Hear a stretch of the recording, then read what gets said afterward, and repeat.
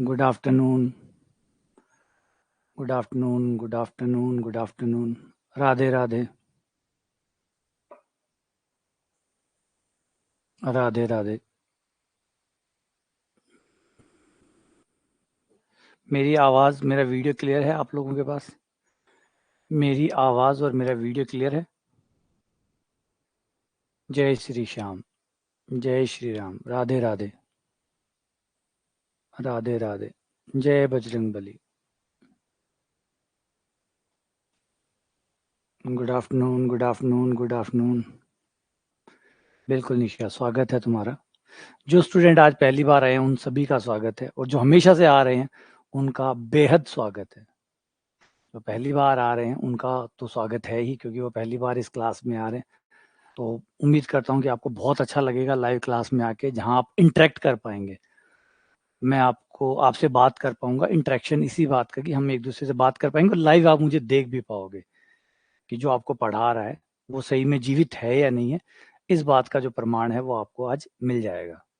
आज वैसे कुछ है नहीं। आज हम कोई ऑब्जेक्टिव टाइप के क्वेश्चन सॉल्व नहीं करने वाले, तो मैंने कहा ठीक है, ओपन रखने में कोई दिक्कत नहीं है ना। आज तो हम जो बात करने वाले हैं वो बहुत शानदार आइडिया की बात करने वाले हैं, वो है कॉम्प्लेक्स नंबर। आज हम पूरी हिस्ट्री को पढ़ेंगे, इतिहास को पढ़ेंगे। अच्छा, तुम भी पहली बार हो, चलो आपका भी बहुत बहुत स्वागत है। सभी का, जो भी पहली बार आए हैं, पहली बार क्लास में आए हैं, उनका बहुत बहुत स्वागत है। और आते रहिए, क्लास बहुत अच्छी होती है। आप आज की क्लास लेने के बाद आपको ये विश्वास भी हो जाएगा कि लाइव क्लास का डिफरेंस थोड़ा अलग होता है बजाय आप रिकॉर्डिंग क्लास के। रिकॉर्डिंग क्लास देखना बुरा नहीं है, अच्छा है, लेकिन जहां तक पॉसिबल हो, अगर आप लाइव क्लास में आते हो तो उसका एक फर्क अलग होता है। आप जीवित महसूस करते हैं, है ना। आप एक जीवंत रूप से अपने आप को महसूस करते हैं, बस वो इतना सा ही फर्क है ना। एक इंटरेक्शन आपका शामिल हो जाता है, आप लोगों के नाम पुकारे जाते हैं। रिकॉर्डिंग में ऐसा नहीं होता। ये एक फर्क आपको मिलेगा। चलिए, हाँ आइए, आपका स्वागत है सभी का। आज जो हम बात करने वाले हैं, आज हम जिस आइडिया की बात करने वाले हैं, ये आइडिया है कॉम्प्लेक्स नंबर का। कॉम्प्लेक्स नंबर का, हिस्ट्री ऑफ कॉम्प्लेक्स नंबर। आज शायद मेरे ख्याल से पूरी क्लास हमारी इसी बात पे खर्च हो जाएगी कि मैं आपको इसकी हिस्ट्री समझाऊंगा। और विश्वास करिए, ये बहुत ज़रूरी है इसका इतिहास समझने के लिए। मुझे मैथ्स की सबसे बड़ी प्रेरणा अगर किसी से मिली है तो वो कॉम्प्लेक्स नंबर है। कॉम्प्लेक्स नंबर ने मुझे बहुत मोटिवेट किया, बहुत ज़्यादा मोटिवेट किया। यूं मानिए, इस आइडिया को समझने के लिए, इस आइडिया को जानने के लिए मैंने ज़्यादातर मैथ्स इस आइडिया को लेके पढ़ी है, क्योंकि मुझे बहुत फैसिनेटिंग था ये। क्योंकि फैसिनेटिंग इसलिए होता है कि नॉर्मली जब आप पहली क्लास से लेकर 10th क्लास तक एक ही नंबरों से डील कर रहे होते हैं, 1 2 3 4, 1/2, 1/4, 3/4, पाई, आप इन्हीं नंबरों से डील कर रहे होते हैं। अचानक ही एक नंबर आता है √-1, अंडर √-1, और आपको बताया जाता है कि ये नंबर जो है, ये आपके पहले वाले नंबरों का हिस्सा नहीं है। जबकि आपको पहले ये बताया जाता था कि आप जो भी पढ़ सकते हैं, सोच सकते हैं, जान सकते हैं, देख सकते हैं, लिख सकते हैं, उन सबको रियल नंबर कहा जाता है। 10 तक की परिभाषा बता रहा हूँ। 10 तक में हम नंबरों को ऐसे ही बांटते हैं कि जो नंबर आप देख सकते हैं, सुन सकते हैं, लिख सकते हैं, पढ़ सकते हैं, वो सबके सब रियल नंबर होते हैं। यानी सारे नंबर रियल नंबर होते हैं। सारे नंबर रियल नंबर होते हैं। 11th में आके आपको बताते हैं नहीं नहीं, एक बंदा इससे बाहर है, वो है आयोटा, जिसका मतलब है अंडर √-1। ये नंबर जो है अंडर √-1, ये नंबर आपके रियल नंबरों में सेट नहीं होता है। स्क्वायर रूट ऑफ -1 कहते हैं उसको, स्क्वायर रूट ऑफ -1 कहते हैं। ये नंबर आपके जो बाकी रियल नंबर है उनमें सेट नहीं होता। क्योंकि सेट होने का मतलब क्या होता है, आप उसके गुणों को देखते हैं। जैसे इंसान होगा, कोई इंसान है या नहीं, हम कैसे पहचानेंगे? 2 टांगे हैं क्या, 2 हाथ है क्या, आंखें है क्या, उसके माता पिता भी इंसान है क्या? तो इस तरीके से उसकी कुछ प्रॉपर्टीज है, उससे हम कंफर्म कर लेते हैं कि भाई ये इंसान है या नहीं है। या अगर किसी और प्रजाति में है तो कौन सी जानवर की प्रजाति में, ऐसे पता किया जाता है किसी जानवर कौन सी प्रजाति का है। ये उसके हाव भाव, उसके जो प्रॉपर्टीज है, उसको देख के पहचाना जाता है। तो अंडर √-1 में ऐसा कोई भी गुण नहीं था जो उसको आपको मैच करवाए रियल नंबरों से। रियल नंबर जैसा उसमें कुछ था ही नहीं, है ना। पहली बात तो ये पॉजिटिव नेगेटिव नहीं था। सबसे बड़ी बात, हर रियल नंबर पॉजिटिव होता है या नेगेटिव होता है या जीरो होता है। इन तीन में से किसी न किसी कैटेगरी में वो जरूर होता है। हर रियल नंबर, जिसे त्रिभागी नियम कहा जाता है, ट्राइकोमी रूल कहा जाता है, कि रियल नंबर तीन में से किसी ना किसी एक में आएंगे, नेगेटिव, पॉजिटिव एंड जीरो। अगर इन 3 में नहीं आते हैं वो, तो फिर वो रियल नंबर ही नहीं है। और ये ना पॉजिटिव है, ना नेगेटिव है, ना ज़ीरो है। इवन हमें पता ही नहीं है कि ये क्या है। तो फिर इसका मतलब है कि ये हमारे रेंज से बाहर निकल गया, हमारे रियल नंबर से बाहर निकल गया। तो पहले बात करते हैं कि क्या अचानक एक दिन अचानक मान लिया गया कि एक नंबर और है जो रियल नंबर से बाहर है। और पहली बात तो रियल नंबर का इतिहास भी बहुत लंबा है, धीरे-धीरे रियल नंबर इंक्लूड हुए हैं। अगर आप शुरू करें तो देखते हैं हम नेचुरल नंबर सबसे पहले आते हैं। नेचुरल नंबर में फिर 0 इंक्लूड होता है, ठीक है? जो होल नंबर बनते हैं, फिर नेगेटिव्स आते हैं, इंटीजर बनते हैं, पूर्णांक बनते हैं। फिर पूर्णांक में आपके बट्टे के नंबर आते हैं, रैशनल्स बनते हैं, फिर इरेशनल नंबर आते हैं। इस तरीके से आपका रियल नंबर कंप्लीट होता है, ठीक है? अब रियल नंबर को बनने में जब इतने साल लगे थे तो अंडर रूट माइनस 1 की तो जगह बनती ही नहीं थी, है ना? और उसको हाथों हाथ एक्सेप्ट कर लेना, बन भी गया तो हाथों हाथ एक्सेप्ट कर लेना, ये तो और भी मुश्किल था। तो बहुत लंबी चौड़ी इसकी हिस्ट्री है, वो देखो बहुत इंटरेस्टिंग है, बहुत मज़ा आएगा, क्योंकि इतिहास जानने में जो मज़ा है ना, वो किसी और चीज़ में नहीं है, क्योंकि आपको पता लगता है कि कितना संघर्ष किया है आयोटा ने आज इस मुकाम तक पहुँचने के लिए, और ये नंबर स्पेशल क्यों है, ठीक है? ये इमेजिनरी नंबर क्यों है? तो बहुत सारी कहानियाँ इससे जुड़ी हुई है, उन सब के ऊपर चर्चा करेंगे। आप लोग तैयार हैं? सभी आ गए? हाँ, थोड़ा लेक्चर जो है आज बड़ा थ्योरी वैसा ही चलेगा। मेरी बातें ही बातें सुनोगे आप, लेकिन मज़ा आएगा। अच्छी लगेगी आपको सुन के, क्योंकि मैं चाहता था कि वैसे भी 1 दिन पहले भी हमारी बात हुई थी कॉम्प्लेक्स नंबर को लेके, कि कॉम्प्लेक्स नंबर का जो पूरा सत्य है, वो आप लोगों के सामने आए। पूरे कॉम्प्लेक्स नंबर को आप जानो, पहचानो कि कितना बड़ा इसका इतिहास रहा, कैसे-कैसे इसका डेवलपमेंट हुआ, और बड़ा क्रांतिकारी रूप से ये बंदा बाहर आया है। ये बड़ा क्रांतिकारी रूप से बाहर आया है। पहली बात तो ये नंबर हमारे नंबर रियल नंबरों में एडजस्ट नहीं होता, तो ऑब्वियसली बात है इसका विरोध भी बहुत हुआ होगा। ये तो बात तो आप सब चीज़ सोच सकते हैं। जो चीज़ हमारे परंपरागत सिस्टम में सेट नहीं होती, उससे सबसे पहले विरोध झेलना पड़ता है ना? तो ऑब्वियसली बात है इसका विरोध भी बहुत हुआ होगा। लेकिन एक चीज़ सबसे इम्पोर्टेंट है, वो है सत्य की। सत्य का विरोध चाहे कितना ही करो, लास्ट में आपको मानना ही पड़ता है। सत्य का विरोध कितना भी करो, फाइनली आपको सत्य को मानना ही पड़ता है, क्योंकि सत्य एक चीज़ ही ऐसी है कि उसका विरोध, क्योंकि उसको माने बिना आप आगे नहीं बढ़ सकते। सत्य को शामिल किए बिना आप आगे बढ़ नहीं सकते। तो सत्य को आपको शामिल करना पड़ेगा, और सत्य की सबसे अजीब चीज़ होती है वो विचित्र होता है। सत्य का एक अजीबपन और है कि वो बड़ा विचित्र होता है ना? जो आप मानते आए हैं, जो सोचते आए हैं, सत्य हमेशा उससे परे निकल जाता है। सत्य अधिकतर उससे परे निकलता है। जब भी आप किसी सत्य के बारे में जानते हैं, तो सबसे पहले आपका मुँह खुला रह जाता है। हाँ, ये सत्य, ऐसा होता है। तो हर चीज़ आपको जो भी आप पढ़ते हैं, वो लगभग झूठ होते हैं। जब आप सत्य के पास जाते हो, तो आपको पता लगता है कि वो तो अजीब है, वो तो ज़्यादा अजीब है। तो ये वियर्ड होता है। तो चलिए बात करते हैं इसके बारे में, पूरी कहानी समझते हैं। देखो, सबसे पहले कहानी, इसकी कहानी जो जुड़ती है, वो हमारे त्रिघातीय समीकरण से जुड़ती है। एक-एक गणितज्ञ का नाम लेते हुए हम आगे बढ़ेंगे कि जो त्रिघातीय समीकरण होते हैं,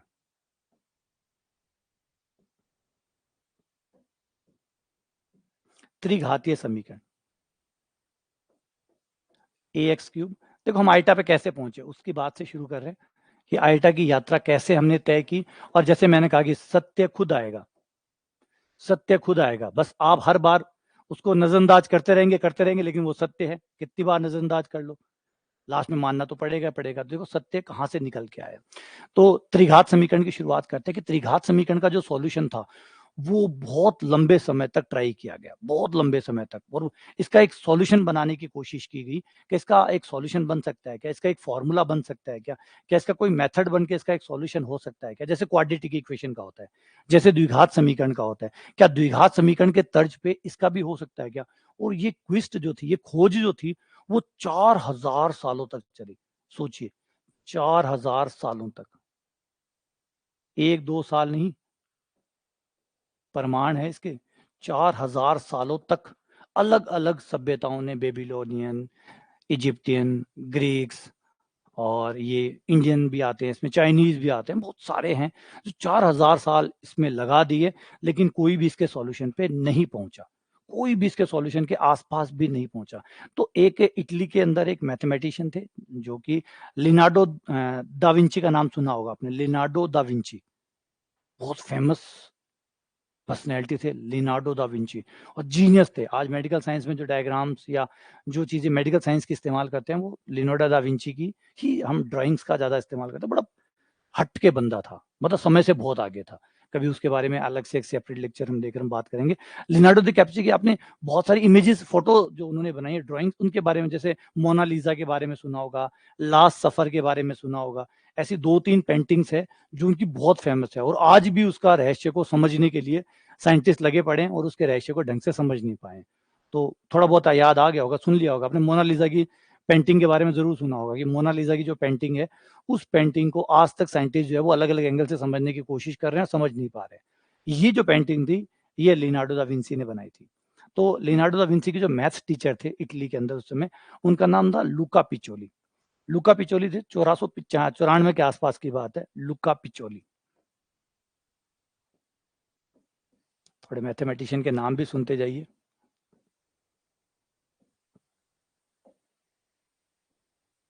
लुका पिचोली जो थे डा विंसी के मैथ्स टीचर थे। उन्होंने उस समय जितनी भी मैथमेटिक्स नाउन थी, जो रेनिसेंस था इटली का इलाका, रेनिसेंस, उसके अंदर जितनी भी मैथमेटिक्स उस समय नाउन थी, उन्होंने एक समरी बनाई, एक पूरी मैथ्स की समरी बनाई और उसको पब्लिश करवाया कि भाई अभी तक ये मैथ्स जो है वो बनाई जा चुकी है और ये चीज हो चुकी है। उन्होंने उसके अंदर एक चीज डाली कि जो त्रिघातीय समीकरण है, जो क्यूबिक इक्वेशन है, इसका सॉल्यूशन इम्पॉसिबल है। इसका सॉल्यूशन ना तो हुआ है, क्योंकि उन्होंने ये बात इस बात पे कही कि 4000 साल बीत गए और कोई नहीं कर पाया, इसका मतलब ये इम्पॉसिबल है। उन्होंने ये मान लिया कि ये इम्पॉसिबल है, इसको कोई नहीं कर सकता और एक टैग लगा दिया वहां पे, इम्पॉसिबल है। क्यूबिक इक्वेशन को सॉल्व करना नामुमकिन है, कोई भी इसको सॉल्व नहीं कर सकता। जबकि इस त्रिघातीय समीकरण का छोटा रूप द्विघातीय समीकरण उससे भी काफी साल पहले सॉल्व किया जा चुका था, इतना सॉल्यूशन हो चुका था, इतना सॉल्व हो रहा था, बस ये एक टर्म और ऐड होते ही ये सॉल्यूशन हो नहीं रहा है। तो और उसको इम्पॉसिबल और कह रहे हैं। तो कहीं ना कहीं मामले में कुछ गड़बड़ थी और ये मत मानिए कि इनका जो जवाब था वो आखिरी था, है ना। इम्पॉसिबल से ही आगे पॉसिबल शुरू होता है, जहां से इम्पॉसिबल शुरू होता है वहां से चैलेंज होता है, चैलेंज होकर फिर चीजें आगे चलती है। चलिए, आगे इसका सॉल्यूशन भी हुआ, सब कुछ भी हुआ, लेकिन फिर थोड़ा सा आगे निकलते हैं, आगे जाके देखते हैं। तो पहली अगर शुरुआत देखें, सीरियस अटेम्प्ट देखें इसको सॉल्व करने का, सबसे पहला तो हमें मिलता है, सबसे पहला ओमर खयाम के नाम से एक पर्शियन मैथमेटिशियन थे 11वीं शताब्दी के अंदर, ओमर खयाम। अब खयाम बोलेंगे या खयम बोलेंगे, इसमें ओमर खयम ने सबसे पहली बार इसको सॉल्व करने की कोशिश की और उन्होंने कुछ हद तक थोड़ी बहुत इसको हल निकालने में एक थोड़ा बेसिक तरीका भी अपनाया, जिसको कहते हैं न्यूमेरिकल मेथड। न्यूमेरिकल मेथड होता है आप एक्स का मान रख रख के सॉल्यूशन निकालते हैं। न्यूमेरिकल मेथड होता है जब आप रखते हैं, 2 रख दिया, 2 से थोड़ा थोड़ा मैच हुआ तो आपने 2.1 रख दिया। फॉर एग्जाम्पल इसे ऐसे ले लो आप कि जैसे एक्स क्यूब बराबर 28 ले लेता हूँ। तो एक्स क्यूब बराबर 28 है, तो आपने एक्स का मान 3 रखा, आपको पता चला 27 आ गया। तो 3 पे 27 आ रहा है, तो अगली बार हमने 3.1 रखा और फिर देखा कि 28 के कितना नजदीक आ रहे हैं। इस तरीके से रख रख के आंसर निकालने वाली जो तरकीब थी, वो सबसे पहले अपने फर्स्ट अटेम्प्ट तो हुआ ही ना। अब इसको ये मत देखिए सॉल्यूशन आ गया, सॉल्यूशन तो पहले झटके में आना ही नहीं था। जब इम्पॉसिबल कह रहे हैं, 4000 साल बीत गए, तो ऐसा तो होना ही नहीं था। तो ये पहला बता रहा हूँ 11वीं शताब्दी के आसपास की बात है।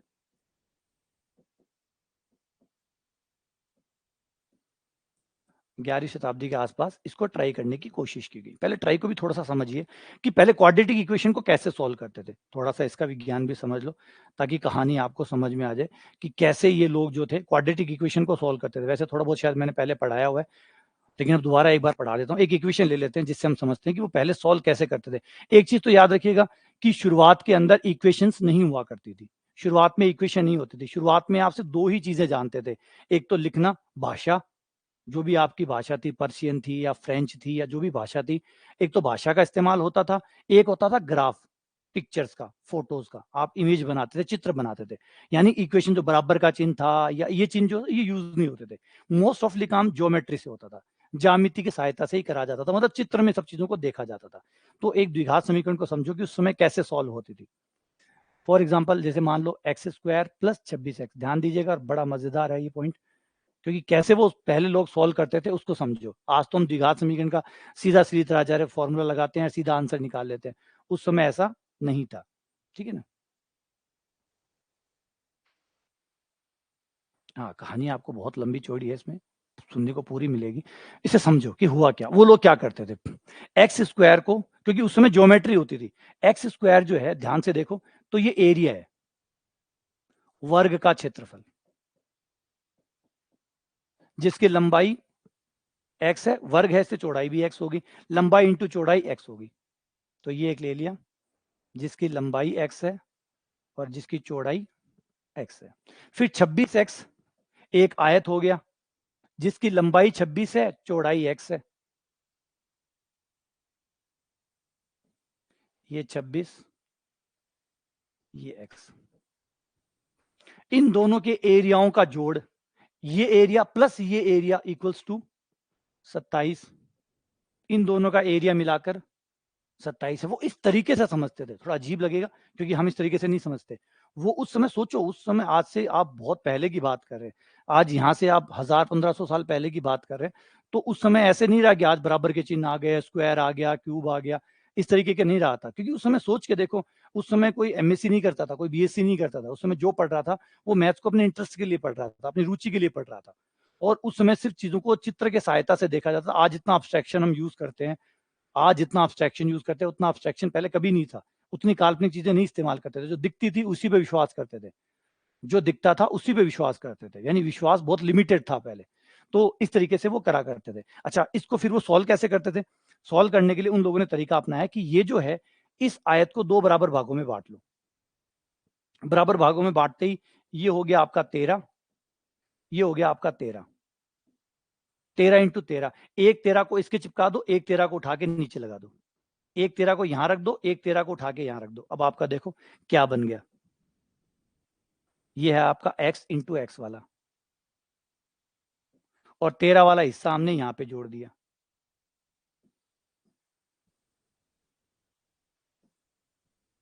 तेरह इंटू एक्स ये जोड़ दिया, एक 13 इंटू एक्स का यहां जोड़ दिया, ये x और ये आपका 13 जोड़ दिया। अब ये टोटल एरिया किसके बराबर है? 27 के बराबर है। अब हमें पता है कि इतना सा एरिया अगर मैं इसमें और ऐड कर दूं तो ये स्क्वायर बन जाएगा। फिर वो लोग क्या करते थे, इतना सा एरिया और ऐड कर देते थे, इतना सा एरिया। ये एरिया है कितना? तो आप देख सकते हो 13 इंटू 13 है, ये एरिया 13 इंटू 13 है। तो 13 इंटू 13 का एरिया अगर हम और ऐड कर दें तो ये दोनों साइड बराबर हो जाएगी। तो 13 इंटू 13 का एरिया दोनों साइड ऐड कर दिया। जैसे ये ऐड किया, 13 13 169 हो गया, प्लस 27 ये हो गया 194, यानी एरिया हो गया 194। 194 जो एरिया होता है, 196 सॉरी, 196 जो एरिया होता है वो 14 इंटू 14 का होता है। यानी ये जो क्यूब है, ये जो घन बना है, सॉरी जो वर्ग बना है, ये 14 बाय 14 का है। 14 बाय 14 का इसका मतलब ये तो x प्लस 13 बराबर 14। तो x कितना आ गया? x 1 आ गया, क्योंकि वो 14 हो गया, 14 इंटू 14 हो गया, दोनों बराबर है। तो वो 14 इंटू 14 का वर्ग है, तो 14 इंटू 14 का वर्ग ये होगा। ये 14 इंटू 14 का होगा, तो x प्लस 13 बराबर 14। तो ये 13 है, तो ऑब्वियसली बात है ये 1 है, तो x का मान कितना आ गया? 1 आ गया। तो इस तरीके से वो x का मान निकाला करते थे। लेकिन अब सोचोगे एक प्रॉब्लम है, इसमें भी एक प्रॉब्लम थी। इसमें एक प्रॉब्लम थी, अगर यदि x का मान ये जो 26 है, अगर ये नेगेटिव हुआ तो, नेगेटिव हुआ तो, और नेगेटिव एरिया तो होता ही नहीं है। नेगेटिव एरिया को चित्र में कैसे दिखाओगे? कौन सा नेगेटिव एरिया? भाई एरिया तो पॉजिटिव होता ना। अगर ये माइनस का हुआ, अगर आपकी इक्वेशन ऐसी हुई एक्स स्क्वायर माइनस 26x, अगर उसके गुणांक माइनस में हुए तो, गुणांक माइनस में होने का मतलब है क्षेत्रफल माइनस का होना। क्षेत्रफल माइनस का वो चित्र में कैसे दर्शाएंगे? बड़ी कंफ्यूजन, क्योंकि प्लस का क्षेत्रफल मतलब जुड़ रहे हैं, ब्लॉक टू ब्लॉक जुड़ते जा रहे हैं, लेकिन माइनस का क्षेत्रफल मतलब कैसे दिखाओगे? तो प्रॉब्लम आ गई थी उस समय। माइनस को उन्होंने बिल्कुल रिजेक्ट कर दिया कि नेगेटिव कोफिशिएंट होते ही नहीं है, जगह ही नहीं है इनकी, तो उसे हटा दिया गया। और क्यूबिक इक्वेशन जो शुरुआत की क्यूबिक इक्वेशन है, उसमें सारे के सारे गुणांक प्लस के मिलेंगे आपको, नेगेटिव नहीं मिलेंगे, क्योंकि नेगेटिव की जगह ही नहीं थी। क्योंकि नेगेटिव को आप चित्र में नहीं दर्शा सकते, तो मैंने पहले कह दिया उस समय चित्र ही इंपॉर्टेंट होते थे, और चित्र में जब दर्शाया नहीं जा सकता इसका मतलब वो बेकार है, यूजलेस है, तो यूजलेस करके उनको छोड़ दिया जाता था। तो इस तरीके से ये कहानी शुरू होती है। तो नेगेटिव को परहेज किया गया। तो शुरुआत में जो त्रिघात समीकरण भी सॉल्व करते थे, वो सिर्फ और सिर्फ धनात्मक गुणांकों वाली करते थे। अच्छा, अब आप सोचोगे सर इधर से इधर ले आए तो माइनस प्लस हो जाए, तो वो बड़े समझदार हुआ करते थे, माइनस प्लस का झंझट ही नहीं आने देते थे। देखो, माइनस प्लस का झंझट ही नहीं आने, अभी आपने एक चीज गौर की हो या ना की हो वो देखना, कि वो माइनस का झंझट ही नहीं आने देते थे। अगर कोई इक्वेशन एक्स स्क्वायर माइनस 2 बराबर 0 है, तो वो उस इक्वेशन को ऐसे लिखते थे, एक्स स्क्वायर बराबर 2।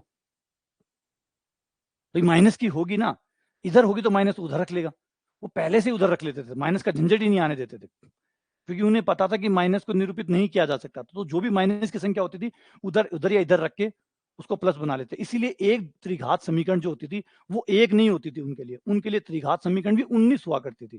देखो एक त्रिघात समीकरण ये एक्स क्यूब बराबर डी, एक होगी ए एक्स क्यूब बराबर डी, एक होगी ए एक्स क्यूब बराबर बी एक्स स्क्वायर, एक बार बी को इधर रख लो, एक्स को उधर रख लो।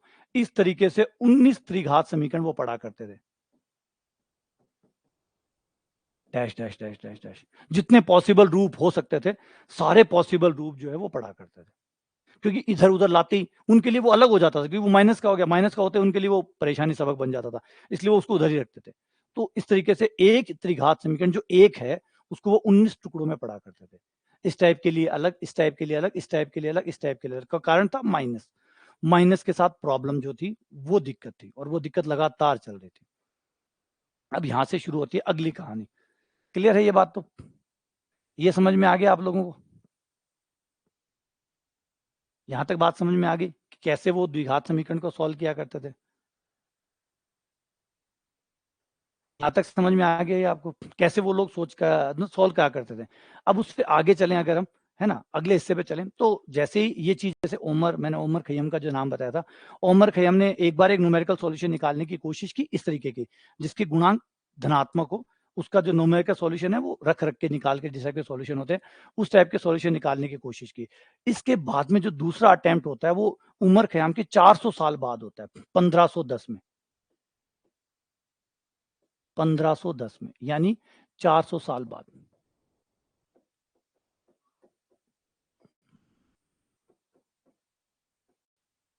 जो पर्शियन मैथमेटिशियन थे उमर खैयम, उनके 400 साल बाद एक दूसरा प्रयास शुरू होता है जिनका नाम था स्पेनो डेल फेरो। डेल फेरो, पूरा नाम ना याद है, छोटा नाम ले लो, डेल फेरो, जो इटली से थे। सिपेनो डेल फेरो, स्पेनो डेल फेरो जो था, इस बंदे ने सॉल्यूशन निकालना सीख लिया त्रिघात समीकरण का। लेकिन थोड़ा ध्यान समझ, कितना सीख लिया वो समझाता हूँ। चलो, डेल फेरो ने, ये मैथमेटिशियन थे, बोर्गानो यूनिवर्सिटी ऑफ बर्गानो में, इटली की यूनिवर्सिटी है बोर्गोनो, उस यूनिवर्सिटी में ये मैथ्स के प्रोफेसर थे।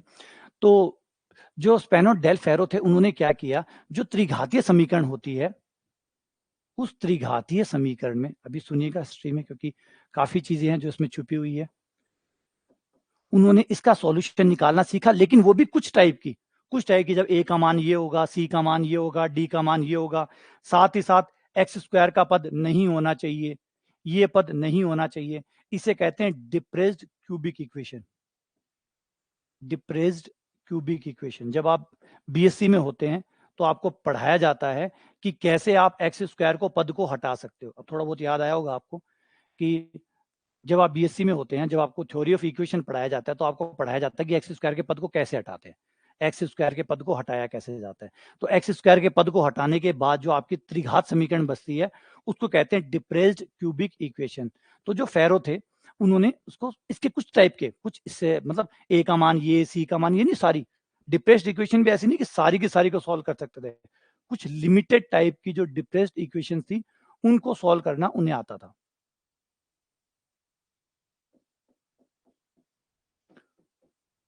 लेकिन उस समय इटली में एक रिवाज था, अब रिवाज के बारे में सुनना, मामला कहाँ फंसता है। उस समय एक रिवाज था कि उस समय जो मैथमेटिशियन हुआ करते थे उनका जॉब बड़ा इनसिक्योर हुआ करता था, जॉब बहुत इनसिक्योर होता था। जैसे हमें भारत में याद होता, शास्त्रार्थ होता था, राजा के जो मंत्री होता था, राजा का जो राजगुरु होता था, वो बहुत शिक्षित व्यक्ति होता था, और उस शिक्षित व्यक्ति को कोई भी बाहर से आने वाला व्यक्ति चुनौती दे सकता था शास्त्रार्थ के लिए, और उनके बीच में शास्त्रार्थ जो राजगुरु था उसको मानना पड़ता था कि शास्त्रार्थ करना ही पड़ेगा। वो शास्त्रार्थ करता था, अगर साथ-साथ में राजगुरु हार गया तो वो हट जाते थे और उसकी जगह वो जो नया बंदा आया वो बन जाता था। लेकिन अगर वो हार गया साथ-साथ में जिसने चुनौती दी है, तो उसका गला काट दिया जाता था। एक सज़ा तो होनी चाहिए ना कि साथ-साथ के लिए, ऐसे तो हर कोई आके पुकार लेगा। तो ये भारत में भी हुआ करता था और ये चीज़ इटली में भी हुआ करती थी। इटली में शास्त्रार्थ नहीं थे, वेद नहीं थे, तो वहाँ पे गणित का चला करता था। गणित का जो था वो भी ऐसा ही था कि कोई भी आके जो गणित का प्रोफेसर है उसको चुनौती दे सकता है और अपने सवाल उनको देगा और उनके सवाल खुद लेगा और दोनों सॉल्व करेंगे। जो ज़्यादा सवाल सॉल्व करेगा वो रिप्लेस कर देगा एक व्यक्ति को। तो ये उस समय चला करता था। तो उस समय जो मैथमेटिशियन की जॉब थी वो बहुत अनसिक्योर हुआ करती थी।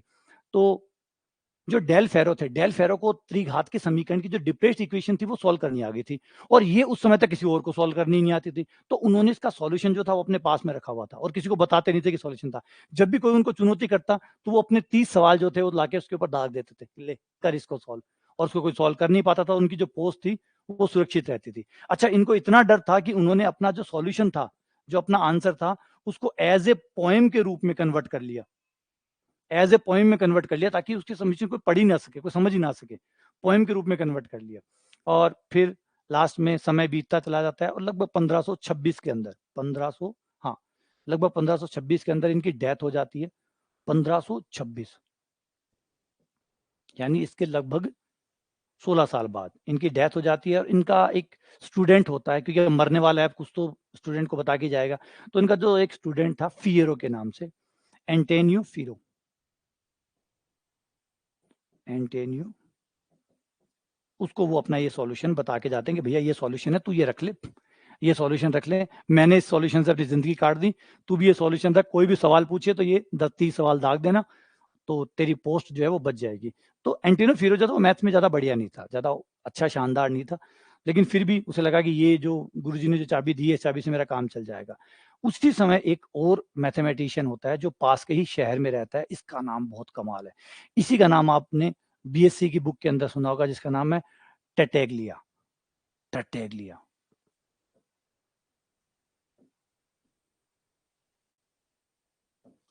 टटैग्लिया, टटैग्लिया जो था वो बहुत पुअर फैमिली से था, बहुत गरीब परिवार से आता था और इवन बचपन के अंदर ही इनके जो परिवार था उस पे आक्रमण हुआ था। आक्रमण होने की वजह से इनकी जो जीभ थी वो थोड़ी कट गई थी। कटने की वजह से ये शटर करते थे, मतलब तुतलाते थे, अटकते थे बीच के अंदर। तो जो इटालियन भाषा होती है उसमें शटलर को ट्रैगलिन कहते हैं, तो उसी नाम से इनका नाम पड़ गया टटैग्लिया, टटैगल। तो टटैग्लिया इनका नाम पड़ गया और इसी नाम से ये लास्ट तक जाने जाने लगे। लेकिन टटैग्लिया जो थे वो सेल्फ टॉट थे, खुद से ही पढ़ते थे, खुद से ही सीखते थे। और इन्होंने जाके चैलेंज किया फियरो को, और चैलेंज तो मानना ही पड़ा फियरो को। जब फियरो को चैलेंज मानना पड़ा तो फियरो ने वही किया, अपने 30 क्वेश्चन जाके टटैग्लिया दाग दिए और टटैग्लिया ने अपने 30 क्वेश्चन जो है, टटैग्लिया ने वो फियरो को 30 क्वेश्चन दे दिए। दोनों ने 30-30 क्वेश्चन अपने आपस में इंटरचेंज किए। अब जो टटैग्लिया थे उनको वो जो डिप्रेस्ड क्यूब थी उसका सॉल्यूशन करना आ गया था। अभी कैसे आया था वो भी बताऊंगा। 30 क्वेश्चन दागे, इन्होंने सिर्फ 2 घंटे के अंदर अंदर टटैग्लिया ने उसके सॉल्यूशन उसको पकड़ा दिए कि ये ले तेरे सॉल्यूशन। फियरो जो था वो मैथ्स में वैसे ही नॉर्मल था। 30 क्वेश्चन दागे, एक क्वेश्चन भी उससे नहीं हुआ, एक क्वेश्चन भी उससे नहीं हुआ। तो टटैग्लिया जो था वो हीरो बन गया कि यार आया बंदा, 30 के 30 क्वेश्चन कर दिए, वो भी 2 घंटे में कर दिए। यहाँ पे नॉर्मली 40 दिन का टाइम दिया जाता था। यहाँ पे जो 30 क्वेश्चन देते थे उसको सॉल्व करने के लिए 40 दिन का टाइम दिया जाता था। आप सोचो कि 40 दिन का टाइम दिया गया, बंदा 2 घंटे में सॉल्यूशन करके पकड़ा देता है, तो कैसा रहेगा। तो टटैग्लिया जो थे उस समय के हीरो बन गए, सुपरस्टार बन गए। लेकिन टटैग्लिया को भी पता था कि कोई आएगा, चैलेंज करेगा और अपनी नौकरी भी चली जाएगी। तो टटैग्लिया ने भी वो सॉल्यूशन क्या किया, अपने पास दाब लिया। जो सॉल्यूशन टटैग्लिया का सॉल्यूशन अलग था और यहाँ पे जो सॉल्यूशन हमने ऊपर पढ़ा था फेरो का, वो सॉल्यूशन अलग था। टटैग्लिया को अब ये सोचोगे टटैग्लिया फेरो का सॉल्यूशन पता था, नहीं। टटैग्लिया ने खुद से सॉल्यूशन जनरेट किया था। कैसे जनरेट किया था वो भी बात करेंगे। तो टटैग्लिया ने सॉल्यूशन बना लिया और उन्होंने भी अपने सॉल्यूशन को अपने पास दबा लिया कि भाई मैं किसी को अब नहीं बताऊंगा। यहाँ से एक एंट्री होती है कार्डेनो की। कार्डेनो का नाम सुना होगा, कार्डेनो मेथड जिसको हम कहते हैं। जब कार्डेनो को पता चलता है कि फेरो के अलावा एक बंदा और है जिसको डिप्रेस्ड क्यूबिक सॉल्व करनी आती है, तो कार्डेनो लगातार लेटर लिखना शुरू किया टटैग्लिया को कि भाई ये सॉल्यूशन मुझे बता दे यार, ये सॉल्यूशन मुझे बता दे, मैं किसी को नहीं बताऊंगा, मैं गुप्त रखूंगा, मैं शपथ खाता हूँ, मैं कसम खाता हूँ। और अग्रेसिव जैसे बन पड़ते थे वैसे लेटर लिखे। लेकिन टटैग्लिया को पता था कि मेरी नौकरी चली जाएगी अगर ये चला गया, तो फिर रोज रोज नई नई चीजें कहाँ से खोज के लाऊंगा। तो टटैग्लिया ने ज्यादा उत्तर नहीं दिया, बहुत लंबे समय तक प्रयास चला। और फिर एक समय आया, क्योंकि लगातार आप रहते हैं, और फिर तरह तरह के लाभ भी दिए गए। जो कार्डिनो था वो अच्छी फैमिली से आते थे, बहुत अच्छे पैसे वाले ग्रुप से आया करते थे। उन्होंने कहा कि तुम चिंता मत करो कि तुम्हारी नौकरी छूट जाएगी तो मैं तुम्हें खूब सारा पैसा दे दूंगा, ये दे दूंगा, तुम मुझे अपने सॉल्यूशन जो है वो मुझे बता दो ताकि मैं और उसको आगे बढ़ा सकूं और कर सकूं, तो लास्ट में टैटेग्लिया मान जाते हैं और 1539 के आसपास का रहता है, 25 मार्च 1539 को टैटेग्लिया जो है सोलेम के अंदर जाते हैं, सोलेम एक जगह का नाम है, वहां जाते हैं और कार्डेनो से मिलते हैं और कार्डेनो कहते हैं ठीक है मैं तुम्हें अपना जो सॉल्यूशन है वो मैं बताता हूँ, लेकिन एक शपथ खाओ, एक शपथ लो। अभी इसीलिए आप कार्डेनो के बारे में पढ़ेंगे तो कार्डेनो को लायर कहा जाता है, बेईमान कहा जाता है। बेईमान क्यों कहा जाता है ये कहानी भी आगे पता लग जाएगी। तो जैसे कार्डेनो ने बताया, कार्डेनो को टैटेग्लिया ने सॉल्यूशन बताया, लेकिन कार्डेनो उस सॉल्यूशन से खुश नहीं थे। खुश इसलिए नहीं थे कि उस सॉल्यूशन में बी वाला पार्ट जो था वो हटाना पड़ रहा था, यानी डिप्रेस्ड क्यूबिक ही उससे सॉल्व हो रही थी। मतलब अगर एक्स स्क्वायर वाली क्यूबिक है वो सॉल्व नहीं हो रही थी। और कार्डेनो मैथ्स में बहुत इंटरेस्टेड थे, वो एज ए मैथमेटिशियन नहीं थे लेकिन मैथ्स में इंटरेस्टेड थे।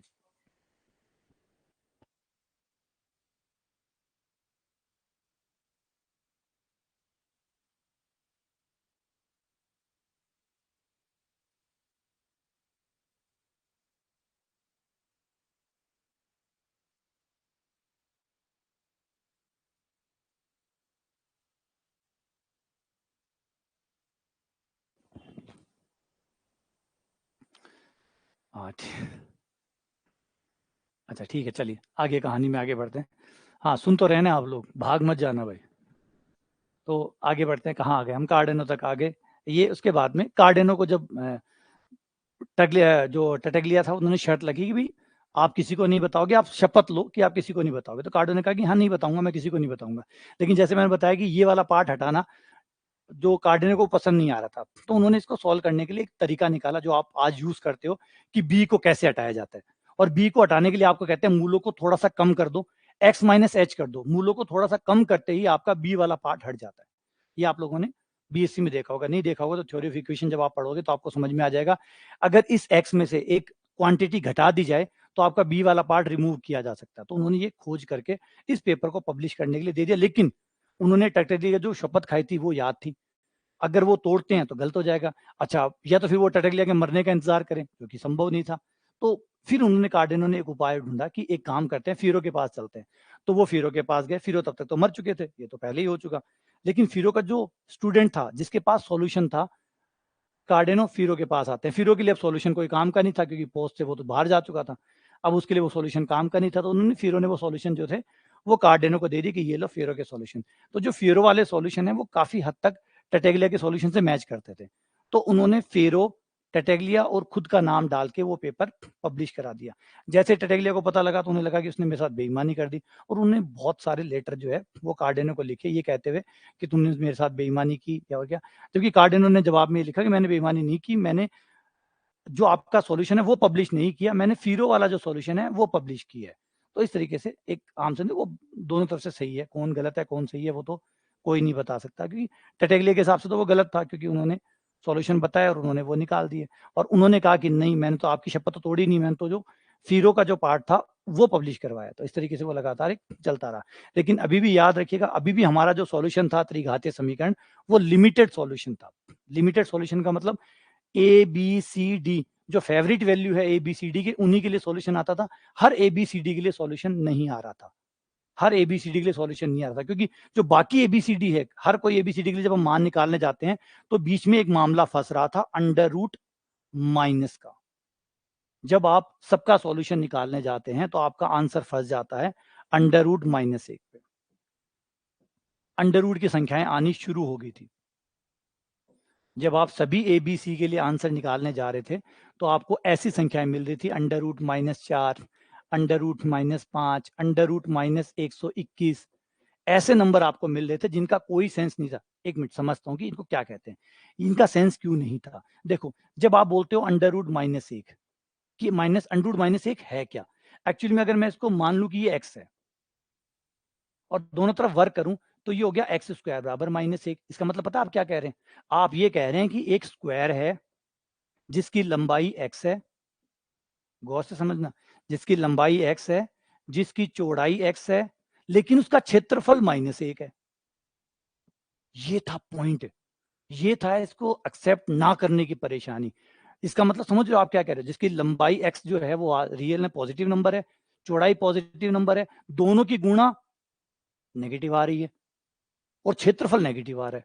पहले तो दो पॉजिटिव नंबर की गुणा नेगेटिव आ रही है, दो पॉजिटिव नंबर की गुणा नेगेटिव आ रही है। ये तो फिर पॉजिटिव जो रियल नंबर था उसका विरोध है। हमने तो हमेशा पढ़ा है कि positive into positive positive, negative into negative positive, यानी नेगेटिव तभी बन सकता है जब एक नेगेटिव और एक पॉजिटिव हो। यहाँ तो दोनों सेम है, तो अगर पॉजिटिव भी होंगे तो दोनों ही पॉजिटिव होंगे, नेगेटिव होंगे तो दोनों नेगेटिव होंगे। तो मामला इस बात पे फंसा कि एक्स जो है, जो अंडर रूट माइनस एक है, वो पॉजिटिव नहीं हो सकता, क्योंकि अगर वो पॉजिटिव है, अगर आप एक्स को पॉजिटिव मानते हैं तो ये भी पॉजिटिव, ये भी पॉजिटिव, और पॉजिटिव इंटू पॉजिटिव पॉजिटिव होता है। फिर माइनस एक कैसे आया? इसका मतलब एक्स पॉजिटिव तो नहीं हो सकता। चलो एक्स को नेगेटिव ट्राई करके देखते हैं। अगर एक्स नेगेटिव हुआ तो एक्स अगर नेगेटिव हुआ तो ये भी एक्स नेगेटिव होगा, और हम जानते हैं कि नेगेटिव इंटू नेगेटिव भी पॉजिटिव होता है, तो माइनस एक कैसे आया? इसका मतलब ये पॉजिटिव भी नहीं है, ये एक्स जो है ना पॉजिटिव है ना नेगेटिव है। अच्छा जीरो हो सकता है, जीरो ले लो, तो जीरो जीरो लेते हैं, जीरो इंटू जीरो जीरो आता है, वो जीरो आ रहा है। तो इसका मतलब ना तो जो मैंने शुरुआत में कहा था, ना ये जीरो है, ना ये नेगेटिव है, ना ये पॉजिटिव है। तो अगर ये जीरो नहीं है, नेगेटिव नहीं है, पॉजिटिव नहीं है, तो फिर रियल नंबर भी नहीं है, क्योंकि रियल नंबर वाले कोई गुण ही नहीं है। भाई कोई इंसान होगा तो दो टांगे होंगी, चलो वो नहीं है, हो सकता कट गई हो। दो हाथ होंगे, बोला वो भी नहीं है, चलो वो भी कट गए होंगे। फिर हम कहें गर्दन होगी, बोला गर्दन भी नहीं है। अब ये तो नहीं कह सकते गर्दन भी कट गई होगी, है ना? कहीं तो मैच करेगा, कोई गुण तो मैच करेगा। सारे ना ना ना करे थोड़ी हो सकते हैं। अगर सारे ना हो गए तो फिर वो उस प्रवृत्ति में नहीं आता। तो इसका मतलब है कि ये नंबर कोई और ही नंबर है, इसको यूजलेस, कार्डिनो ने खुद ने इसको यूजलेस कहा कि ये बकवास है, क्योंकि इसको आप जस्टिफाई ही नहीं कर सकते। आप क्या कह रहे हैं पता है? आप कह रहे हैं कि एक स्क्वायर है जिसका एरिया -1 है, एक स्क्वायर है जिसका एरिया -1 है, नेगेटिव एरिया वाला स्क्वायर है। अब नेगेटिव स्क्वायर वाला एरिया बोर्ड पे नहीं बना सकते। अब या तो आपके पास ये है कि आप कल्पना करो, अब्स्ट्रैक्शन पे जाओ, इसको आप ज्योमेट्री में अब नहीं बना सकते, ज्योमेट्री लिमिटेड थी, ज्योमेट्री बोर्ड पे आएगी। बोर्ड पे आप दूरियों को 1 3 4 5 ऐसे ही नाप के बनाते हो, -1 की दूरी नहीं बनती।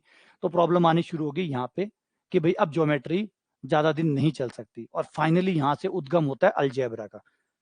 ज्योमेट्री कमजोर पड़ गई थी, रियलिटी को समझाने के लिए ज्योमेट्री कमजोर पड़ गई थी, और ज्योमेट्री की जगह लेनी शुरू कर दी अलजेब्रा में। समझ में आया कि अलजेब्रा कैसे आता है, क्यों अलजेब्रा आया? क्योंकि ज्योमेट्री कमजोर पड़ गई थी। मैथ्स की बहुत सारी घटनाओं को ज्योमेट्री से नहीं समझाया जा सकता। For example area x square बराबर -1 को आप ज्योमेट्री में नहीं दर्शा सकते, क्योंकि आप कभी भी नहीं बता सकते कि कोई स्क्वायर है जिसका एरिया -1 है। जब तक आप एरिया एरिया बोलते रहोगे तो वो काम होगा ही नहीं। सिर्फ एज ए नंबर इसको ले लो कि एक्स स्क्वायर एक नंबर है जो कि -1 है, तो ये चल जाएगा, क्योंकि अलजेब्रा का ज्योमेट्री से कोई लेना देना नहीं है। अलजेब्रा का ज्योमेट्री से कोई लेना देना नहीं है। तो अलजेब्रा में तो ये बात एकदम वैलिड है, एक्स स्क्वायर बराबर -1। लेकिन एक्स स्क्वायर बराबर -1 ज्योमेट्री में दिक्कत देता है। तो इसका मतलब है अब ज्योमेट्री को छोड़ने का वक्त आ गया था, और अलजेब्रा पे कूच करने का समय आ गया था कि चलो अलजेब्रा की तरफ आगे बढ़ते हैं। और ये जो नेगेटिव एरिया है, अगर इसको आप अडॉप्ट नहीं करोगे तो आप इस इक्वेशन को, जिसकी हम बात कर रहे थे, त्रिघातीय समीकरण का सॉल्यूशन आप नहीं निकाल सकते थे। क्योंकि त्रिघातीय समीकरण का जब सॉल्यूशन निकालने गए थे तो उन्होंने कैसे निकाला था वो समझो। जैसे इससे पहले हमने द्विवाले का निकाला था, एरिया 2 डायमेंशनल होता है, वॉल्यूम 3 डायमेंशनल होता है, तो उन्होंने इसको 3 डायमेंशनल ऑब्जेक्ट के रूप में बनाया। जैसे एक्स क्यूब है, एक छोटी सी इक्वेशन ले लें, उन्होंने इसके सॉल्यूशन को कैसे बनाया वो ये ऐसे, अगर कोई इक्वेशन लिखी हुई है एक्स क्यूब बराबर 27, एक्स क्यूब बराबर 27, तो वो उसको ऐसे समझते थे कि एक घन है। एक्स क्यूब का मतलब क्या हुआ? एक्स इंटू एक्स, लंबाई एक्स, चौड़ाई एक्स, ऊंचाई एक्स, मतलब एक घन है जिसकी भुजा एक्स है और उसका आयतन 27 है। एक घन है जिसका आयतन 27 है, तो सोचो भुजा कितनी होगी? तो जवाब है 3 होगी, एक्स बराबर 3। तो इस तरीके से वो इसको आयतन के तौर पे देखना शुरू कर दिया, और जो टटेलिया का सॉल्यूशन था वो भी बिल्कुल वॉल्यूम पे ही था। उन्होंने इसे वॉल्यूम के, एक घन के वॉल्यूम के रूप में बंद करने की कोशिश की। जो इक्वेशन थी उसको वो घन के एक वॉल्यूम में, कभी चित्र से दिखाऊंगा क्योंकि यहाँ तो मेरे लिए भी बनाना संभव नहीं है। तो उन्होंने एक घन की कल्पना की कि जो आपकी इक्वेशन है उसको, जैसे अम्मी मैंने पहले एक वर्ग में बंद किया था, क्वाड्रेटिक इक्वेशन को वर्ग में बंद किया था, उन्होंने इसे घन को एक घन के आयतन के रूप में बंद करके वो सॉल्व करते थे। लेकिन पे भी फिर वही परेशानी थी, माइनस वाली। अगर एक्स क्यूब बराबर -27 हुआ तो आपको ऐसे वॉल्यूम की कल्पना करनी पड़ेगी जिसका आयतन माइनस का है, जबकि ऑब्वियसली बात है सॉल्यूशन तो है, ज्योमेट्री में सॉल्यूशन नहीं है। देखो इसका सॉल्यूशन ज्योमेट्री में तो नहीं है, ज्योमेट्री में इसका सॉल्यूशन नहीं है, अलजेब्रा में इसका सॉल्यूशन है। तो इसका मतलब ये लगने लगा कि ज्योमेट्री, जैसे मैंने भी कहा था, ज्योमेट्री कमजोर पड़ने लगी थी, अलजेब्रा पावरफुल होने लगा था, क्योंकि अलजेब्रा को चित्र नहीं चाहिए, अलजेब्रा को चित्र नहीं चाहिए, इसका बाकायदा सॉल्यूशन है। लेकिन ज्योमेट्री में इसका कोई सॉल्यूशन नहीं है। किसी घन का आयतन -27 हो, किसी घन का आयतन -27 हो, इसका मतलब उसकी भुजा -3 हो, लॉजिक ही नहीं देता। तो ज्योमेट्री कमजोर पड़ गई थी और अलजेब्रा ने अपनी जगह बनानी शुरू कर दी थी। इस तरीके से ये शुरू होता है, लेकिन अभी भी आयटा को एक्सेप्ट नहीं किया गया था। काल्पनिक आयतन, इसे कहते हैं काल्पनिक आयतन, और काल्पनिक क्षेत्रफल, काल्पनिक क्षेत्रफल और काल्पनिक आयतन को अभी तक शामिल नहीं किया गया था, क्योंकि ये आपके पुराने तंत्र के विरुद्ध में था। आपने रियल नंबर, आपको पता है कहाँ होते हैं, आपको एक दिखाना है, ये रहा एक, ये रहा दो, ये रहा तीन, आपके रियल नंबर भली भांति आप जानते थे। अब आपको करनी थी कल्पना, जो दिखाई नहीं देता, लेकिन कल्पना करनी थी कि एक ऋणात्मक एरिया है, एक ऋणात्मक आयतन है, जो बड़ी मुश्किल थी। और लगातार इसका विरोध चलता रहा कि भाई कैसे इसको एक्सेप्ट किया जाए, यही माना गया कि इसका सॉल्यूशन होता ही नहीं है, होता ही नहीं है। लेकिन कार्डेनो के 10 साल बाद, क्योंकि मैंने कहा सत्य तो रुकता ही नहीं है ना, सत्य तो रुकेगा थोड़ी, सत्य की तो खोज लगातार चलती रहेगी, आप उसके पक्ष में हैं या विपक्ष में, कोई फर्क नहीं पड़ता। हाल अंततः लेटर या सूनर आपको एक्सेप्ट करना ही पड़ेगा कि ये जो था यही सत्य था। तो उसके बाद में आते हैं राफेल बोम्बेली। राफेल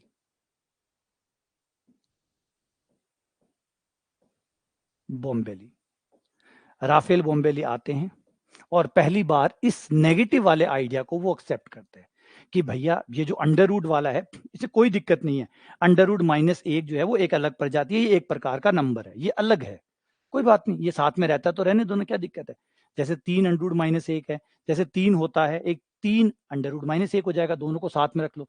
जब उन लोगों ने इसे साथ में रखने की संरचना जो है, सबसे पहले आयटा नहीं बोला गया था, रिपीट कर दूं, आयटा नहीं बोला गया था, इमेजिनरी नंबर नहीं बोला गया था, बस इसको जगह दे दी थी समीकरण के अंदर कि ठीक है, हम काल्पनिक क्षेत्रफल और काल्पनिक आयतन को जगह देते हैं, चित्र में तो नहीं दिखेंगे लेकिन वो होते हैं, बस इस तरीके से मानकर इसको शामिल किया गया था और ये शुरू हुआ।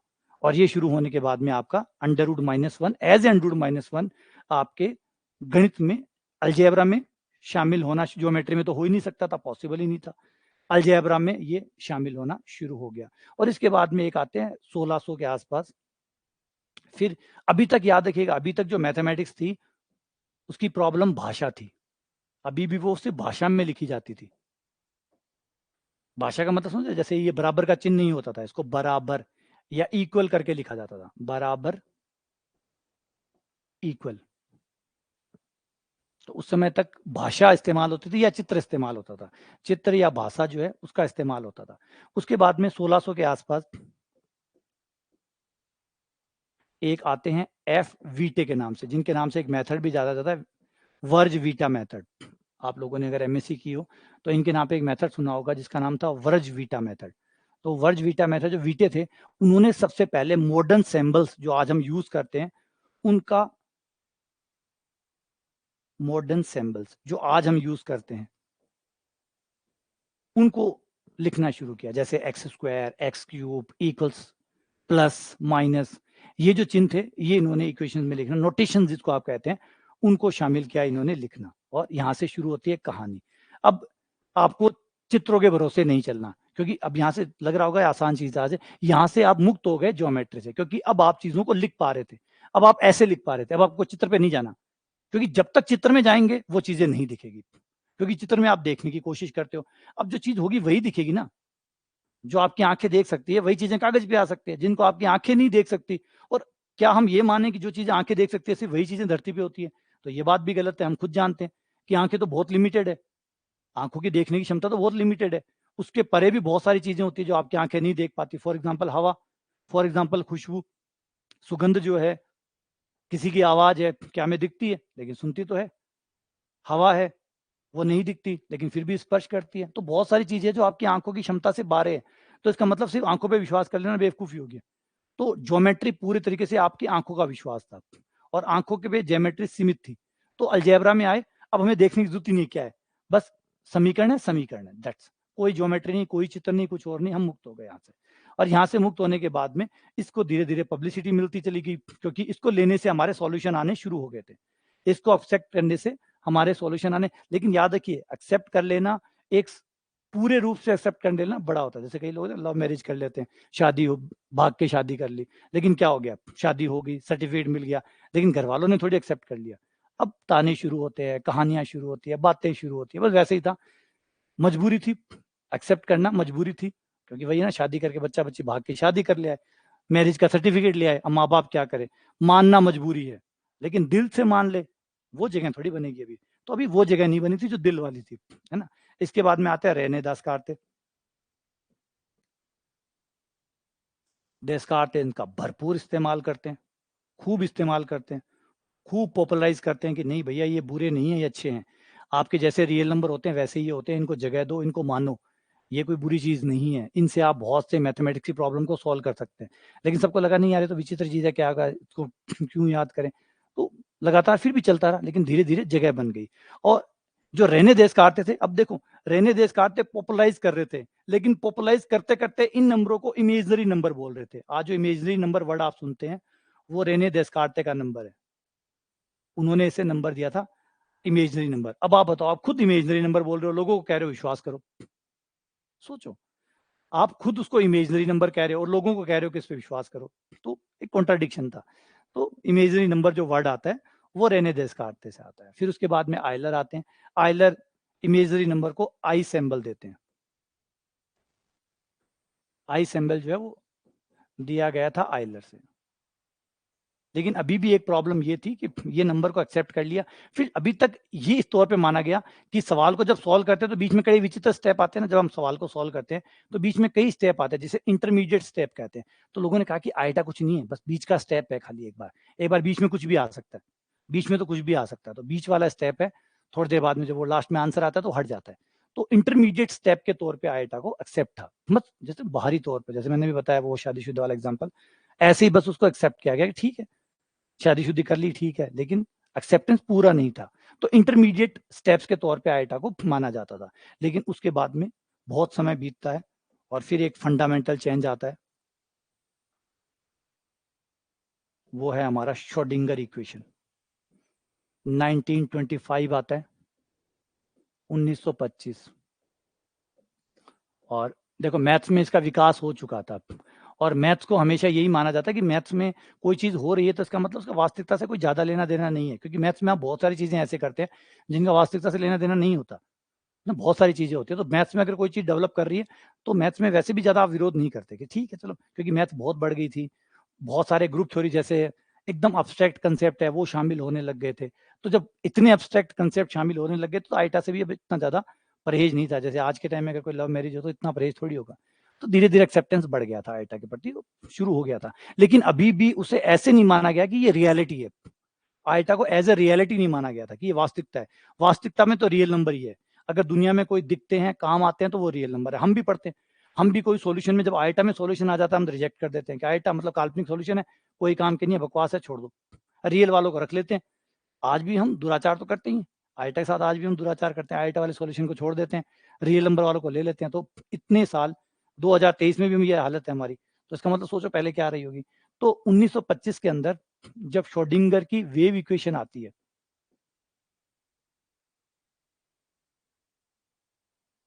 जो क्वांटम पार्टिकल को समझाती है कि क्वांटम पार्टिकल जो है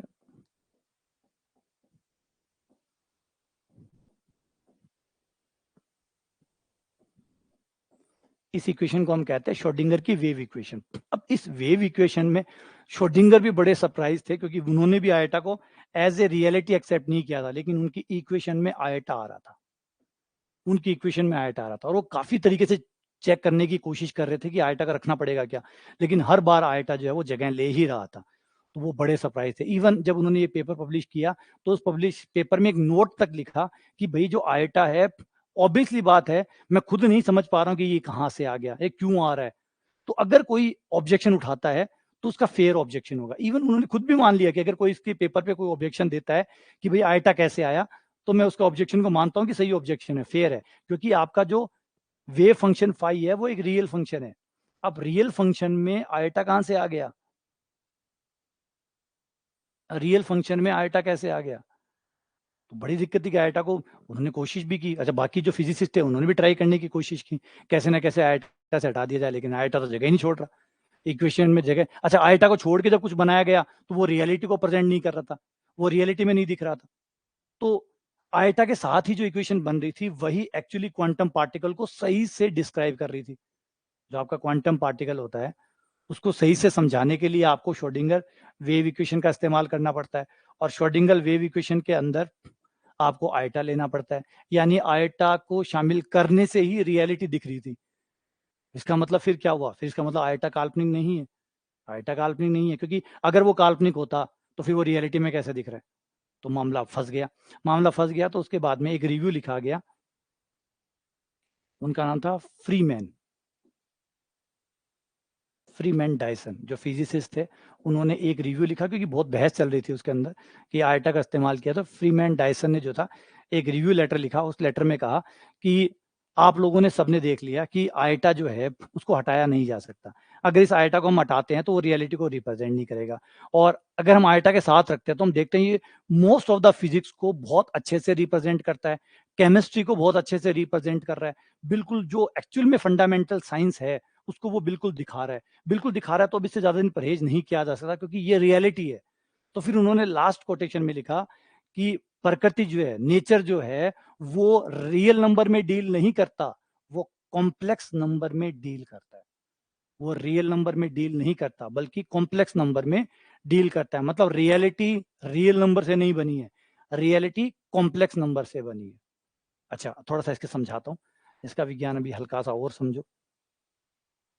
अरे बोर तो नहीं हो गए? एक मिनट, मैंने आपके मैसेज ही नहीं पढ़े, बीच में पढ़ाने में थोड़ा ज्यादा ही हो गया। समझ रहे हो ना? अभी बोर तो नहीं हुए ना? सब ठीक है? बेहोश? कोई मूर्छा जैसी कुछ आया आपको?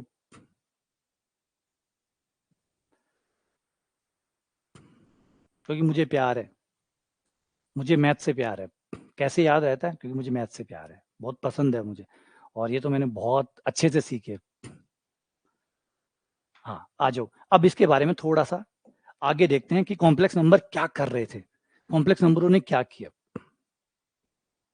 अच्छा, हम भी बड़े समझदार थे, क्योंकि हमें कॉम्प्लेक्स नंबरों को जगह देनी थी, है ना? इमेजनरी नंबर को जगह देनी थी। मुझे बड़ा वो बहुत इंटरेस्टिंग पार्ट लगता है जब इमेजनरी नंबरों को जगह दी गई। अब इमेजनरी नंबरों को आप जगह दो तो इस तरीके से जगह दो कि वो रियल नंबरों की जगह को परेशान ना करे, क्योंकि वो रियल तो है ही नहीं, वो रियल तो है ही नहीं। तो जब वो रियल नहीं है तो आप उसको रियल नंबर वाली जगह नहीं दे सकते। तो हमारे गणितज्ञों ने कमाल का तरीका निकाला, कमाल का, इनको लंबो तरीका दिया। ये देखो, ये है आपकी रियल लाइन, 0 1 2 3 4 -1 -2 -3, और हमने इसे जगह दी यहाँ पे, ये। अब ये देखो, बिल्कुल भी इंपैक्ट नहीं है, कोई लेना देना नहीं है, कोई लेना देना नहीं है। अभी समझाता हूँ लेना देना कैसे नहीं है। देखो, ये आइटा, ये 2 आइटा, ये 3 आइटा, ये माइनस आइटा, ये -2 आइटा। लेना देना समझाता हूँ। देखो, आप एक्स की ओर चलो, आप एक्स की ओर चलो, आप एक्स की ओर चलो। अगर आप एक्स की ओर चलोगे तो आयटा का कोई फर्क नहीं पड़ेगा, इसका मान चेंज होगा नहीं। यानी जब आप एक्स की ओर जा रहे हो तो काल्पनिक संख्याओं को कोई लेना देना नहीं है। और जब आप इस लाइन पे चलोगे तो आपके देखो रियल नंबर को कोई फर्क नहीं पड़ेगा। इस लाइन के ऊपर चलो आप, जब आप इस लाइन पे चल रहे हो रियल नंबर की वैल्यू चेंज हो रही है नहीं। जब आप ऊपर की तरफ चलोगे तो रियल वैल्यू चेंज नहीं होती। जब आप एक्स की तरफ चलते हो, रियल की तरफ चलते हो, तो इमेजरी नंबर चेंज नहीं होते। यानी बड़ा परफेक्ट कॉम्बिनेशन बिठा भी दिया, और दोनों एक दूसरे से बिल्कुल इंडिपेंडेंट है। अब आप एक्स की ओर चलोगे तो वाई को कोई फर्क नहीं पड़ेगा, और वाई की तरफ चलोगे तो एक्स को कोई फर्क नहीं चलेगा। ये सबसे पहला रिप्रेजेंटेशन जो था वो आर्गेंड ने दिया था, जो एक बुक कीपर था।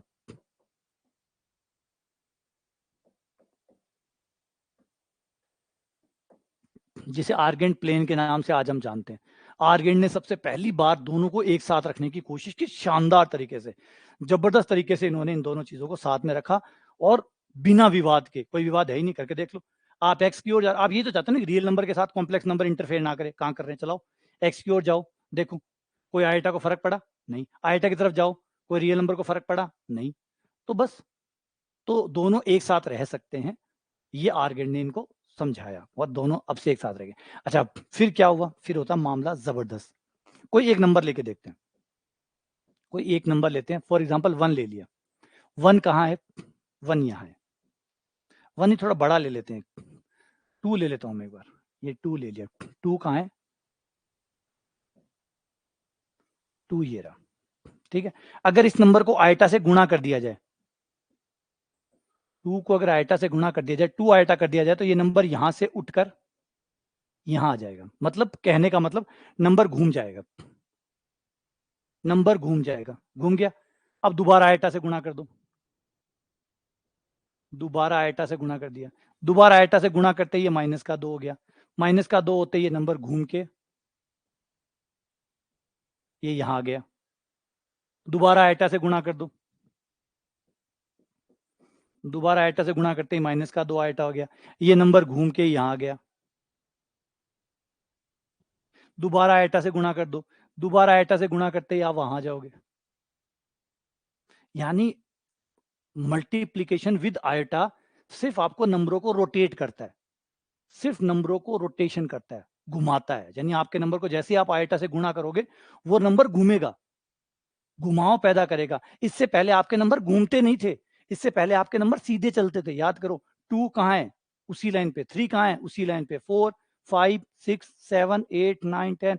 तो ये एक रिवॉल्यूशन था कि अब आपके नंबर घूमेंगे, रोटेशन करेंगे आपके नंबर। और ये किसकी वजह से, वो आयटा की वजह से। पहले आप दो नंबरों को गुणा करके देख लो, 2 × 3 करो, घूमे नहीं। जिस लाइन पे 2 था उसी लाइन पे 3 था और उसी लाइन पे 6 था, जिस लाइन पे 2 था उसी लाइन पे 3 था और उसी लाइन पे 6 था। यानी आप हमेशा एक सीधी रेखा में चल रहे थे। इससे रोटेशन शुरू हुआ, इससे घूर्णन शुरू हुआ, ठीक है। इसका मतलब है कि अगर कोई नंबर x है, मैं उसको आयटा से गुणा कर दूं तो वो नंबर घूमता रहेगा ऐसे। और अगर मैं x के नंबर को बदल दूं, x के नंबर को बदलता रहूं, तो नंबर का घुमाव भी बदलता चला जाएगा। और अगर हम e की पावर x आयटा का ग्राफ बनाए तो वो हेलिक्स बनता है, हेलिक्स ऐसे। ये आपका एक्स, ये वाई, और ऐसा एक हेलिक्स बनेगा, ऐसा एक हेलिक्स बनेगा इस तरीके से। जैसे यूं मानो ये पेन है और इस पेन के स्प्रिंग टाइप से ऊपर। अच्छा, इस स्प्रिंग की कमाल बात पता है क्या, इस स्प्रिंग की कमाल बात है कि अगर आप इसको यहां से देखोगे, मतलब एक्स एक्स से देखोगे, एक्स एक्स पे खड़े होकर देखोगे, तो आपको ये ग्राफ नजर आएगा कोस का। और अगर आप इसे ऊपर से देखोगे तो ये आपको ग्राफ नजर आएगा साइन का। यानी एक ही चीज दो अलग अलग एंगल से दो चीजें दिख रही है। ई की पावर एक्स आई कोस एक्स भी है और साइन एक्स भी है, ये कोस एक्स भी है और साइन एक्स भी है। डिपेंड करता है आप देख कहां से रहे हो। ई की पावर आयटा एक्स, याद करो आइलर फॉर्म है ये, ई की पावर आयटा थीटा बराबर cos theta plus eta sine theta. यानी ई की power x I cos x भी है और साइन एक्स भी है। डिपेंड करता है आप देख कहां से रहे हो। अगर आप रियल एक्सिस से देख रहे हो कॉस एक्स दिखेगा, इमेजनरी एक्सिस से देख रहे हो तो साइन एक्स दिखेगा। बिल्कुल ऐसा ही तो होता है। हमारी जो श्रोडिंगर की वेव इक्वेशन है उसमें भी तो ऐसा ही होता है। कण जो है पार्टिकल भी होता है, वेव भी होता है, यही तो होता है श्रोडिंगर में। श्रोडिंगर में कण एक ही होता है, एक ही फोटोन होता है, वो दो फेजेस में होता है। एक तरफ से आप देखते हो तो पार्टिकल की तरह बिहेव करता है, एक टाइम वो वेव की तरह बिहेव करता है। यानी चीज एक ही है, लेकिन डिपेंड करता है आप उसको कैसे देखते हो। कभी वो वेव बन जाता है, कभी वो पार्टिकल बन जाता है, यानी ड्यूल नेचर है। तो ड्यूल नेचर तो रियल नंबर के पास होते ही नहीं है, ड्यूल नेचर तो रियल नंबर के पास होते ही नहीं है, ड्यूल नेचर तो कॉम्प्लेक्स के पास होते हैं। तो इसका मतलब हमारा वर्ल्ड ड्यूल नेचर पे चलता है, क्योंकि हमारा जो दुनिया है वो प्रकाश से चलती है, वेव से चलती है, और ये सब के सब इलेक्ट्रॉन से चलती है। इलेक्ट्रॉन जो है वो ड्यूल नेचर में, इलेक्ट्रॉन जितने भी छोटे कण है ना, सब एटॉमिक जितने भी है वो सब डूल नेचर में है। डूल नेचर में है मतलब दो नेचर है, दो नेचर तो रियल नंबरों में हो नहीं सकते, तो वो किस में होंगे, कॉम्प्लेक्स में। इसका मतलब जो रियल वर्ल्ड है वो कॉम्प्लेक्स वर्ल्ड है, ना कि real world is not real world, it is complex world. तो ये है हमारी थ्योरी। चलो, उम्मीद करता हूं कि कॉम्प्लेक्स नंबर का आइडिया समझ में आ गया होगा कि हमारा world is not a real world, it is a complex world. तो ये थी हिस्ट्री। हाय, बहुत लंबी थी। कितनी देर बर्दाश्त किया, 38 मिनट तक। 38 मिनट की क्लास हुई है क्या, पता नहीं, मुझे लग रहा है ज्यादा होगी। हाँ। तो बहुत सारी चीज़ें, वैसे तो अभी मैंने माफ़ कर देना बीच में कुछ चीज़ें खा गया, क्योंकि मैंने सोचा कि शायद आप लोगों को इतनी हिस्ट्री में इतना इंटरेस्ट नहीं आएगा, क्योंकि आप लोग मैथ्स के विद्यार्थी हैं और हिस्ट्री में ज़्यादा इंटरेस्ट नहीं लेते होंगे। लेकिन जानना ज़रूरी था, क्योंकि आपको पता होना चाहिए कि कैसे पूरा उद्गम हुआ है, कैसे ये चीज़ें आई हुई है। अच्छा 59 मिनट्स हो गए हैं, ठीक है।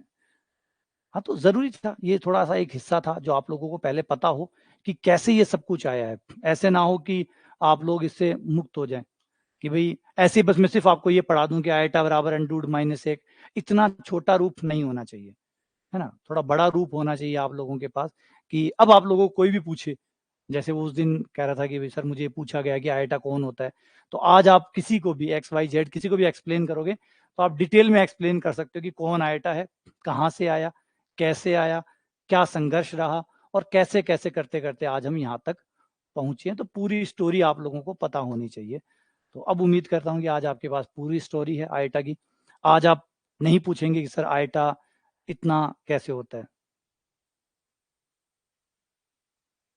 हाँ, ऐसी क्लासेज़ इंटरेस्ट पैदा करती है, ज़रूरी है। ये बहुत ज़रूरी है, लेकिन बड़ी बात ये होता है कि ऐसी क्लासेस इसलिए नहीं हो सकती कि ऐसी क्लासेस करवाने के लिए पहले जो टीचर पढ़ा रहा है ना, उसको इतना इंटरेस्ट होना चाहिए।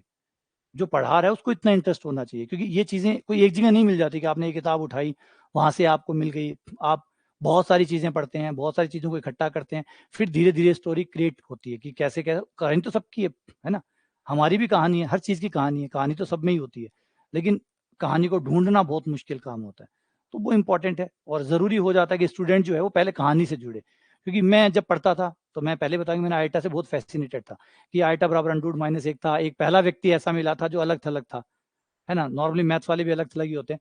तो कहीं न कहीं वो सेंटिमेंट्स मैच कर रहे थे उस बंदे के साथ कि आईटा है, ये भी अलग-थलग छोड़ा हुआ है और हम मैथ्स वालों को भी लोग अलग-थलग ही रखते हैं, तो कहीं न कहीं बंदा हमारी फैमिली का ही है।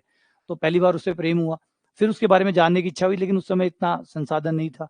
फिर धीरे-धीरे आगे बढ़े तो संसाधन जब मिलने लगे, तो उसके बारे में काफ़ी अध्ययन किया। अभी बहुत सारी चीज़ें बाकी है, जो बीच दौरान जब हमारी क्लासेज़ होंगी, मैं आप लोगों को इससे मिलाता रहूँगा और इससे जुड़ी और भी बहुत सारी चीज़ें बताऊँगा, क्योंकि ये इतना-सा मामला नहीं है कि यहाँ पे ये ठहर गया है। अभी इसकी बहुत सारी कड़ियाँ हैं और इसने कैसे-कैसे, क्या-क्या किया, वो तो मैंने बीच में स्किप ही कर दिया और छोटे-छोटे जो स्टेप्स थे बीच वाले, वो थोड़े मैंने खा गया। ये क्लास बहुत लंबी हो जाती। फिर मैंने वो रखा कि भई जब क्लासेस पढ़ेंगे तो बीच में भी तो कहानियाँ चाहिए होंगी, तो वो कहानियाँ बीच में ऐड करते रहेंगे।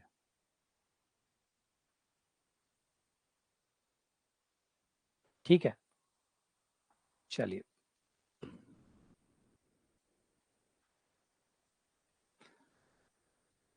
अच्छा, आज मत बताना।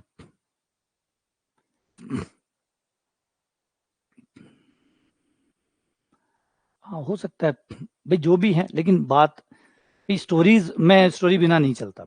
मैंने पहले भी मैं शायद ही मैंने कोई क्लास बिना स्टोरी के ली हो। अभी तक आप लोगों ने जितनी भी मेरी क्लासेस ली है, जितनी भी लाइव क्लासेस ली है, मैंने स्टोरी के बिना कोई भी शुरू नहीं किया।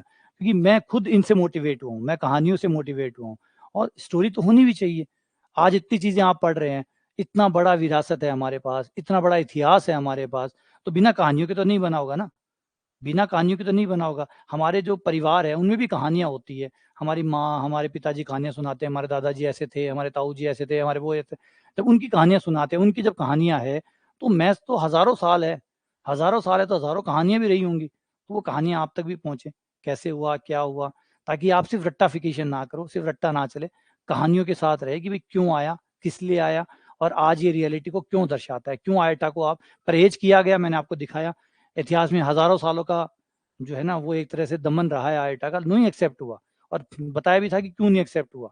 उसका बड़ा कारण था कि ज्योमेट्री प्रॉब्लम थी। जब तक आप ज्योमेट्री में रहेंगे, आप कभी भी आयोटा को एक्सेप्ट नहीं कर सकते।